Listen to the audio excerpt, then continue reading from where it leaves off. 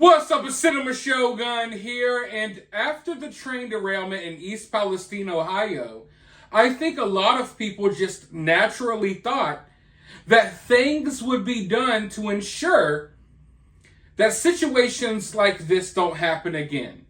Or let's just say don't happen as often. Or at the very least, even if we didn't have new rules and regulations and things being done all across the country, if various other states didn't learn from this warning and learn from this mistake, at the very least, the area surrounding East Palestine, Ohio, would take this catastrophe seriously and would take the necessary precautions and steps to ensure that this area, that this community is not affected once again by another train derailment.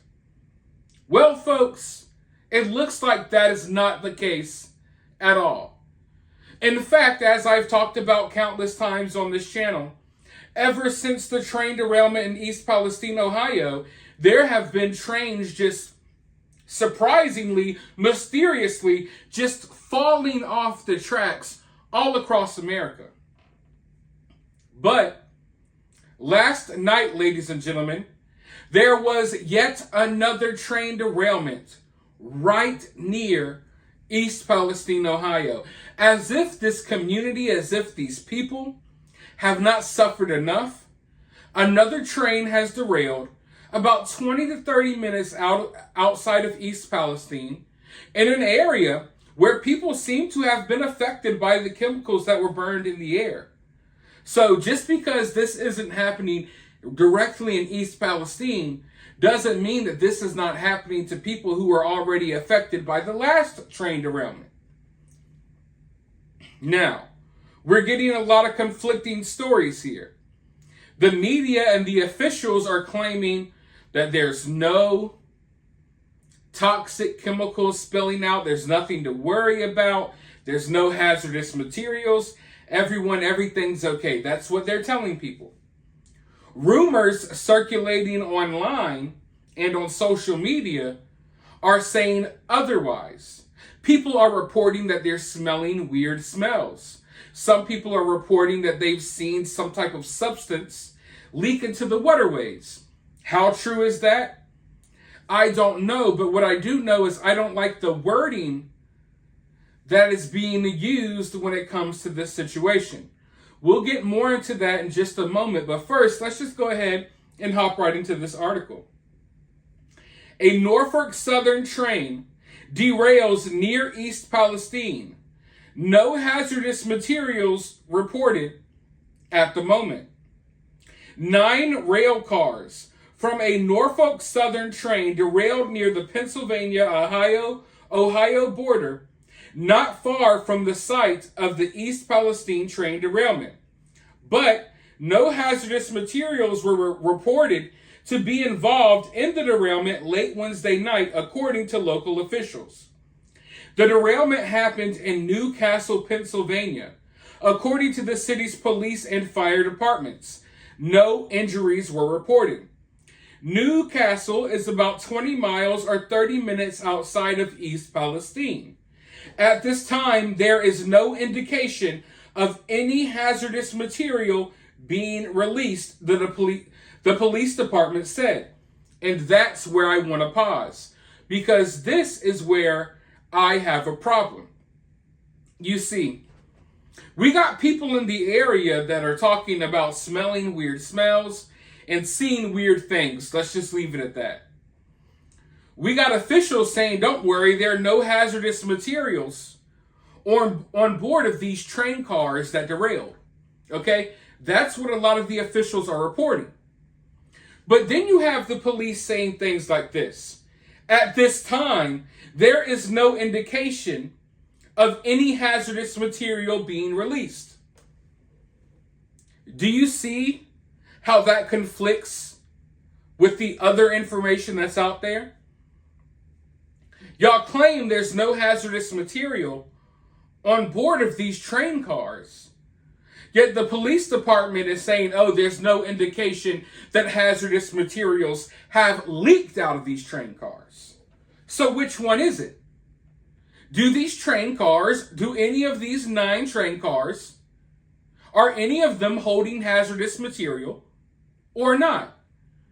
Because we have one report and we have these officials saying, hey, there's no hazardous materials on board, no need to worry. And then we got the police department saying, hey, no need to worry. No hazardous materials have leaked out yet as far as we know. So that right there, it makes me wonder as to what is really happening here, because that's not adding up. And it's the small play on words that you have to pay attention to. Because what these people will do is they'll lie to your face while also telling you the truth in a way that makes you think that something else is happening when it's not. The wording that they use is what keeps them, it keeps them at a point where maybe they can't be sued and stuff like that as far as the information goes that they're releasing. So yeah, saying that there's no hazardous material on board of these 9 derailed train cars, and then saying that, oh, no hazardous materials have leaked out as far as we know, that's 2 different things, totally different things. So I'm beginning to think that, yeah, there is hazardous material on board of this train. At least that's the way it seems if you listen to what the police department had to say, but let's go forward. According to the Lawrence County Department of Public Safety, the train was carrying soybeans and paraffin wax. A statement from Norfolk Southern that the police department shared reads, at 11:57 p.m. Wednesday evening, 9 cars derailed outside of Newcastle, Pennsylvania. There were no hazardous materials involved and no injuries have been reported. Our crews responded immediately and are actively working at the site. The public safety department for the county in which Newcastle is located also quelled social media rumors related to the derailment. We have noticed many comments reporting a white powder spilling into the water and strange smells in the area, the department said. The only product that escaped one of the cars was soybeans. The only hazardous material car that derailed is carrying paraffin wax. The department said that the train was blocking traffic and the Norfolk Southern crews were on scene working on a plan to remove the cars. The department also said that there's currently no threat to the public, no issues with drinking water, and no need for evacuations or sheltering. So you see how the story changed 3 times within this one article. We got, oh, don't worry, there's no hazardous materials on board, right?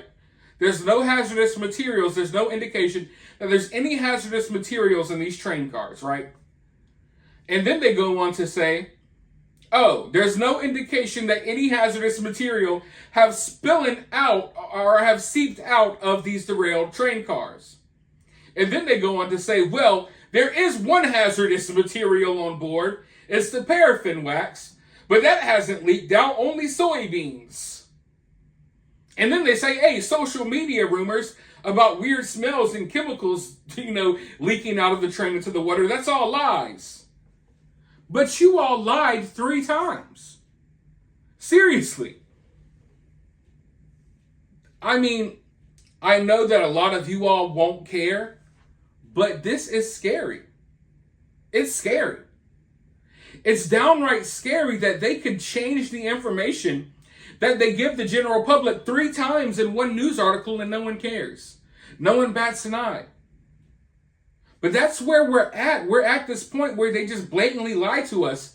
And it's so crazy because just within that one article, their excuse and their story changed 3 times. 3 times. And they just blatantly do that in our face. And unfortunately, we live in a world where we're surrounded by a bunch of dumbasses. I'll be honest, okay?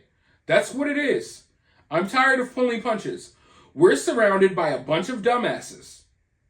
That's why they get away with doing things like this. They lie, cover up that lie, and then change the lie, and then cover up the lie, all in the span of one news article. And then by the time you're done reading about the news story, you have no idea what in the heck is going on. How can any of us know what's going on now when the official narrative changed 3 times within 2 minutes of reading the article? It's like, what in the heck? Y'all, they don't even try. They're not even trying. I believe there was a point in our country and in this world where they would try to keep up lies. They would go all out to cover up a lie. Nowadays, they just, we'll just change the story 1,000 times depending on, what sounds better at the moment. So, do the people in this town need to be worried? I think so. Regardless if there's hazardous materials on board or not, obviously they're not telling you the truth about something. I'm not here to say, oh, you should panic and stuff like that, but don't believe what these people say. If you think you smell something in the air, then take the necessary precautions to make sure you and your family are safe. Because I don't think these people are going to fess up and tell the truth anymore when these situations happen. I think the East Palestine situation became so big that they now realize that they're better off just straight up covering stuff up as much as possible. Because if another news story like East Palestine gets out there and gains enough traction, it's going to be devastating for them. Because the curtain is kind of been pulled back a little bit. And for those of you all who have been paying attention with me, it's very obvious that there's something sinister afoot here. There's some type of something going on in our country right now where our infrastructure, our train tracks, our trains, our warehouses, our food processing plants, our chemical plants. I don't know what it is. I try to be responsible, but it's obvious at this point that there's something going on. And what I worry about the most is I'm trying to connect the dots here. And I know there's this new wave where a lot of people are moving out of big cities, but that's not what they want. They want to implement these new 15-minute cities that keep you contained to smaller areas. And I'm wondering, are these train derailments and chemical spills and explosions being used to drive people out of rural country areas, to get people off their farmlands? Hey, sorry, chemical spill, train derailment, here's some money for your house. Now we can relocate you to a nice 15-minute city. I feel like there's some type of agenda at play here, and we're just watching it all play out. Who knows where it will go, but I'll continue to call this stuff out as I see it. Let me know your thoughts though down in the comments below. While you're down there, hit the thumbs up, hit that subscribe button, ring that notification bell, and I'll talk to you all in the next video.